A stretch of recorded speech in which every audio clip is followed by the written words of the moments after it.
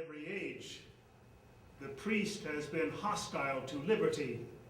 He is always in alliance with the despot, abetting his abuses in return for protection to his own. These accusatory words were addressed by Thomas Jefferson in a letter to Horatio Spafford dated March 17, 1814. The elder inventor, author, and businessman dared question Jefferson's public attacks on religion in general and his blistering critique of the bearers of the gospel, the New England priests in particular. Jefferson accused the priests of supporting the crown, England, at the cost of freedom, of trying to impose one religious system on the United States of America, and of willingly destroying all other religious claims to spiritual authority.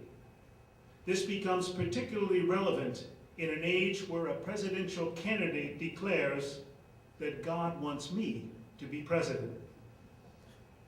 Heated exchanges between those committed to a spiritual regeneration of the nation and the world, and to those who believe that religion is antithetical to freedom and human progress, have marked the history of political debates and played a significant role in all recent election campaigns. Evidence for this is found in questions regarding the religious identity of 4 recent or current presidential candidates. Little discussion was given to the specifically religious content of their message.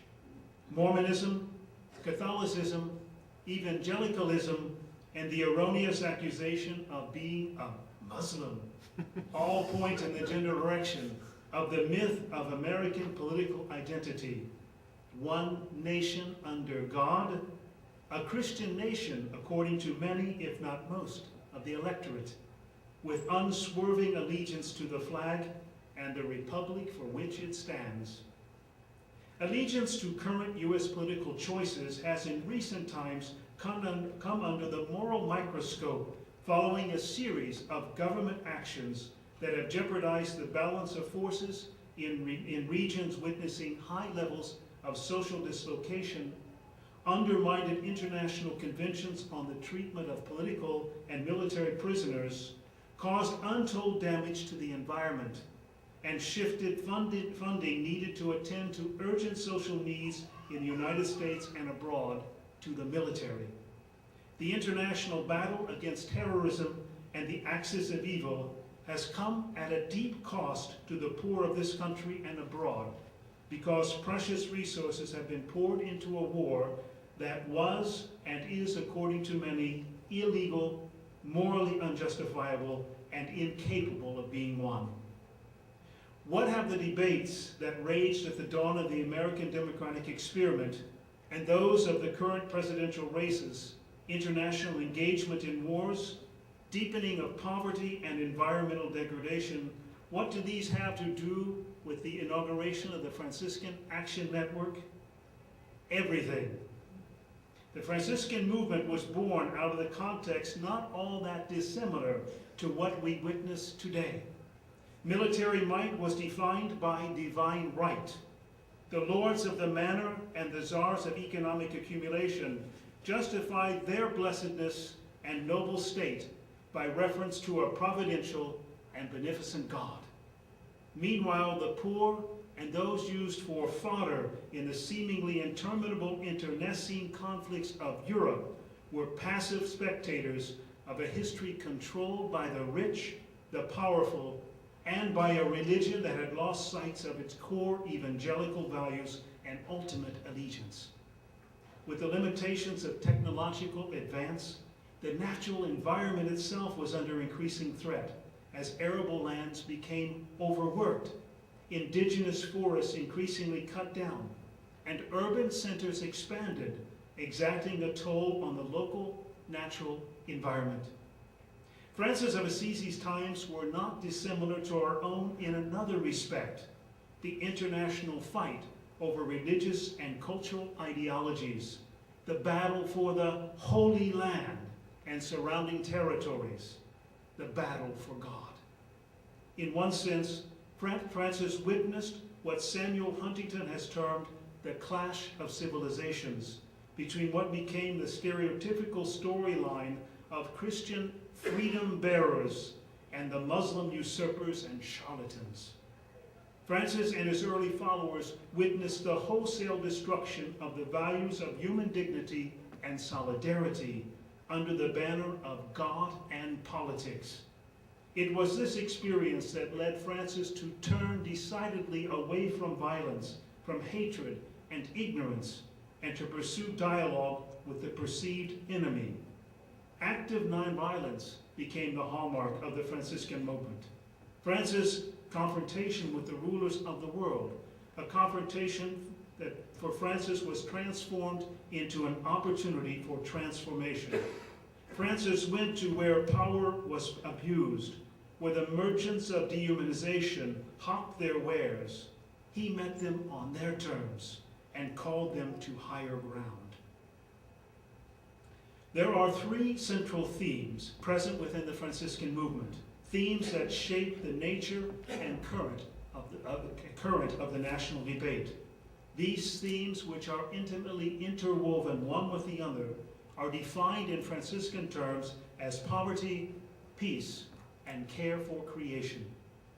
Poverty and the poor is a central theme in the life and movement of Francis of Assisi, something that is fundamentally absent from the current presidential debates, except as it relates to the weakening purchasing power of the middle class and some aspects of healthcare reform. Francis came to the realization that the poor had been created and maintained because of the unjust ordering and distribution of the goods of the earth. Poverty was not and is not for Francis an accident of history. It is the direct result of decisions made by those who control the economic levers and access to political power. In the words of Paul Collier, in his most recent book, The Bottom Billion, change in societies at the very bottom must come predominantly from within. We cannot impose it on them. In all these societies, there are struggles between brave people wanting change and entrenched interests opposing it. End of quote. Francis, much like Collier, realized that too many of us remain bystanders, but far from innocent. For this reason, Francis and the members of the Franciscan Action Network bring our resources, human and material and spiritual, to the struggle of the poor, marginalized, and most neglected of our society and world.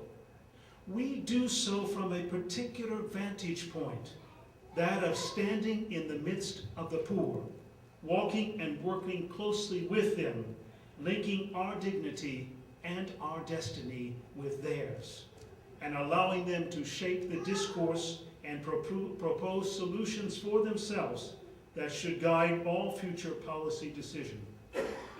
Francis recognized the link between the concentration of wealth and power in the hands of the few, the deepening impoverishment of the many, and an increase in conflict and social dislocation.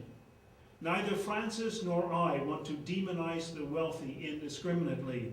They too are in need of dignity and of being rehumanized.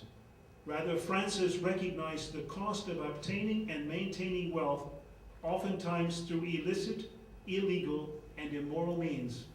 Francis also recognized the dangerous link between the questionable accumulation of capital, deepening impoverishment of the masses, and the outbreak of increasingly extreme forms of violence. This link has not gone unnoticed by development experts.